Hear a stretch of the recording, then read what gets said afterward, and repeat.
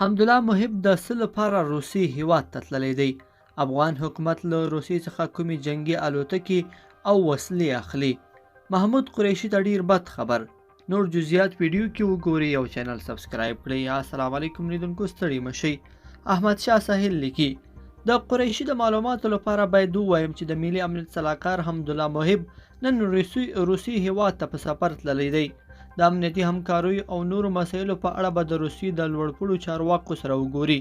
ډیر احتمال د دې هم شته چې په دې سفر کې د جنگي الوتکو، وسلو او نورو نظامی وسایطو په اړه بحث وشي. تر دې مخکې هم له روسیې څخه د جنگي الوتکو پر پیلولو باندې بحثونه هم دوام درلود. محب صاحب هم د دې سفر څخه وړاندې ویلي و چې حکومت په پام کې لري د افغان ځواکونو لپاره هغه الوتکې وپیري چې اړتیا ورته لري. د لوبې په دوهم فصل کې دا د ملي امنیت سلاکار حمدالله محب دوهم بهرنی سفر دی.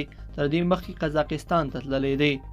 هغه د هغه هیواد سره هم په امنیتي برخه کې خورا مهم تړون لاسلیک کړ چې په پایله کې به د دواړو هیوادونو ترمنځ ګډ نظامي تمرینونه، طبي همکاري، د نظامي تجهیزاتو نوي کېدل، تخنیکي او لوجستیکي ملاتړ او جنگي روزنه ترسره کیږي.